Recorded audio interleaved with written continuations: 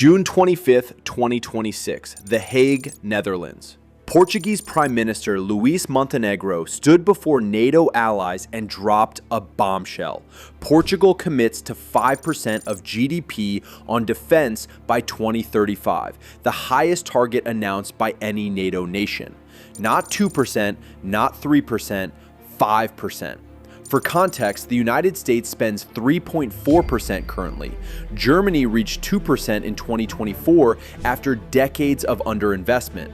Poland committed to 4.1%, but Portugal, a nation of 10.3 million people, ranking 68th globally in military power, just pledged the most aggressive defense expansion in NATO history. The commitment breaks down to 3.5% traditional military spending, equipment, training, operations, plus 1.5% dual-use capabilities, cybersecurity, critical infrastructure, strategic resilience. But numbers without context mean nothing. Here's the context. Portugal already secured 5.57 billion euros through 2034, modernizing every service branch. 36 French Caesar self-propelled howitzers replacing 1970s-era M109s, F-35 Lightning II stealth fighters replacing aging F-16s, Leopard 2 A6 main battle tank upgrades, Force Shield air defense systems replacing 1980s Chaparral launchers from Vietnam War era. And Portugal hosts EDA's October 2026 operational experimentation campaign testing autonomous systems and loitering munitions, only the second nation granted this privilege after Italy. The nation that once ruled global oceans through technological superiority and naval dominance is reclaiming that legacy through 21st century military innovation. If you want to see how a small NATO nation is outspending military powers twice its size through smart modernization and strategic commitments, hit subscribe and turn on notifications. This is Portugal punching above its weight class. Let's break down what shocked NATO allies. According to Prime Minister Montenegro's announcement, the allies undertake to, in a 10-year period, reach investment in security and defense of 3.5% in traditional military spending, plus 1.5% in indirect spending for dual-use civilian military capabilities, combined 5% of GDP by 2035. The strategic calculation is stunning. Portugal's 2026 GDP, approximately 250 billion euros, 5% commitment by 2035, 12.5 billion euros annually. Current 2026 budget, 3.8 billion euros, 23% increase over 2025. Growth required from 1.5% to 5% equals 233% increase over 9 years. Think about that trajectory. Portugal must more than triple defense spending in 1 decade, requiring average annual increases of 13 to 14% sustained through 2035. For comparison, Germany's historic 2024 defense increase was celebrated as breakthrough after decades of 1.2 to 1.5% spending. Portugal committed to surpass every major NATO economy, including the United States, but Prime Minister Montenegro framed this as economically sustainable. This financial effort is only possible because our public finances are balanced, and within that equilibrium, we don't require additional measures. Translation: Portugal's disciplined fiscal management over the past decade created surplus capacity, allowing massive defense expansion without destabilizing government finances or requiring austerity in other sectors. The dual-use investment strategy shows sophistication. According to reporting, the 1.5% indirect spending category includes cybersecurity infrastructure, protecting critical systems from state-sponsored hacking, strategic resilience, supply chain security, food/water resilience, energy independence, dual-use technologies, systems serving both civilian and military purposes simultaneously. This mirrors Ukrainian lessons. Civilian infrastructure resilience matters as much as tanks during modern conflicts. Portugal's 5% commitment acknowledges warfare extends beyond traditional battlefields into cyber, space, economic, and infrastructure domains where dual-use investments multiply effectiveness. But commitments mean nothing without execution. Portugal's military programming law 2023 to 2034 allocates 5.57 billion euros across all branches, with 1.236 billion euros specifically transforming the Portuguese army. According to Army Recognition Analysis, this represents strategic shift in Portugal's defense policy, underscoring intent to align more closely with European standards and NATO interoperability goals. The Army modernization breaks down into 12 capability domains spanning 99 projects and sub-projects. Key acquisitions include 36 Caesar Mark II 155mm self-propelled howitzers, 270 million euros. French-made mobile artillery replacing outdated towed M109Es from 1970s. Caesar systems provide shoot and scoot capability, firing precision strikes, then relocating before counter-battery fire. According to Overt Defense, these will enhance the Army's firepower, range, and responsiveness on the battlefield. Ukraine's war proved self-propelled artillery critical for survival against counter-battery radar and drones. Leopard 2 A6 tank fleet modernization, 55.4 million euros. Portugal operates German-designed Leopard 2 A6 main battle tanks, among Europe's finest armor. The midlife upgrade extends operational life through 2040s while improving fire control, communications, and protection against modern threats, including top-attack anti-tank missiles and FPV drones. Pander 2 8x8 armored vehicle upgrades, 297.7 million euros. Portugal's wheeled infantry fighting vehicles receiving remote weapon stations, modern battlefield management systems, enhanced communications, enabling networked operations. According to reporting, upgrades transform Pander 2 into versatile modular ground units designed for rapid deployment and multinational interoperability. Force Shield Compact VSHORAD Air Defense, 39 million euros. Thales-made system replacing 1980s-era Chaparral launchers that trace lineage to Vietnam War. The package includes Rapid Ranger mobile launchers with Starstreak and Martlet missiles, Thales GM200 radar, Control View C2 system, providing short-range aerial threat response against drones, helicopters, and low-altitude aircraft. Ukraine's war demonstrated SHORAD criticality.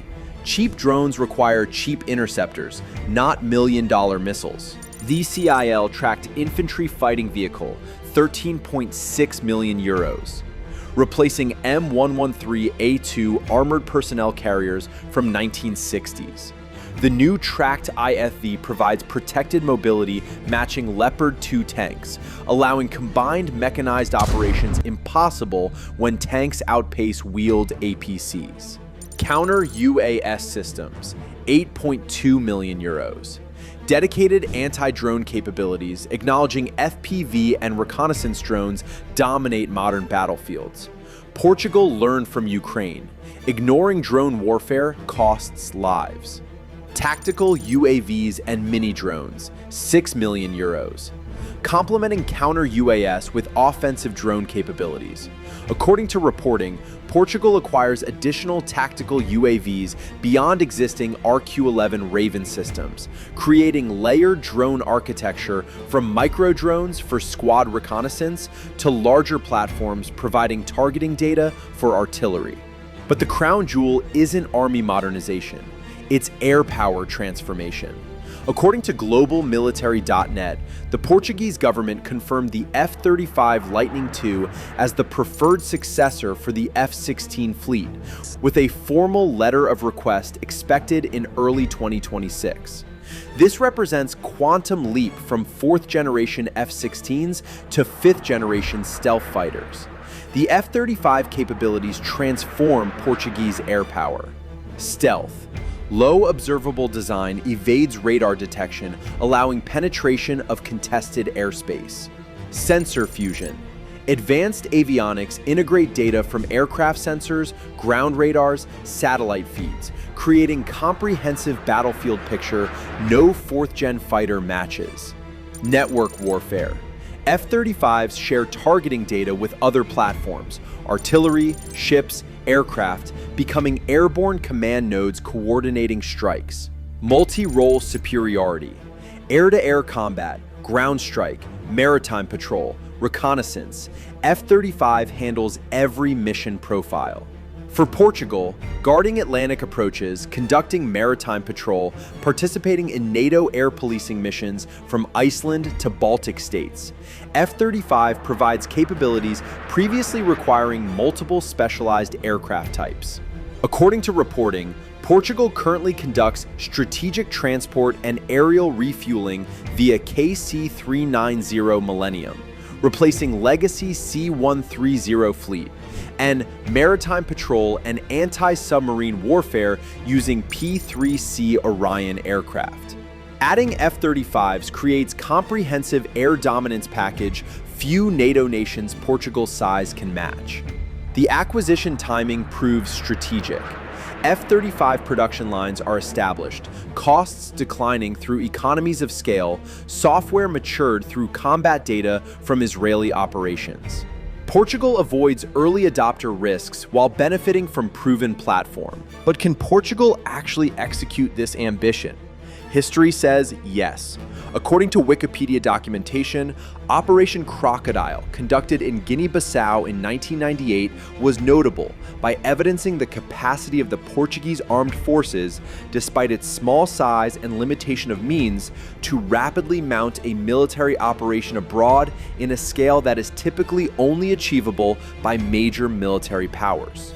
The operation demonstrated capabilities that foretold Portugal's current trajectory. Rapid deployment. Naval and air forces mobilized in days, not weeks. Amphibious operations. Portuguese Marines secured Port of Bissau through contested landing. Helicopter assaults. Multiple coastal insertions evacuating civilians under fire. Logistical reach. Sustained operations thousands of kilometers from home without host nation support. Humanitarian coordination. Medical aid and peace talks alongside combat operations. Think about the operational complexity. Portugal, with 27,250 active personnel and limited resources, executed combined arms operation rescuing thousands of Portuguese and foreign nationals from active civil war, requiring naval blockade, port seizure, helicopter raids, medical facilities, and diplomatic negotiations simultaneously. Operations requiring those capabilities are typically only achievable by major military powers. Yet Portugal pulled it off with professional excellence. The precedent establishes Portugal's military culture: small numbers, high competency, technological sophistication, multinational interoperability. The current modernization amplifies existing strengths rather than creating capabilities from scratch. But 5.57 billion euros through 2034 might prove conservative. According to reporting, Portugal could gain access to 800 billion euros from the EU's Rearm Europe plan, declared in March 2025, which aims to support member states in strengthening their defense sectors. The plan provides low-interest loans, grants, and procurement coordination, helping nations accelerate acquisitions beyond national budgets alone. Portugal's Prime Minister stated plans to bring forward the goals set in the military programming law, meaning acquisition timelines originally scheduled for 2030 to 2034 might accelerate to 2027 to 2029 through Rearm Europe financing. According to analysis, this would allow Portugal accelerating acquisition ambitions beyond the 5.57 billion euro baseline. The strategic timing is perfect.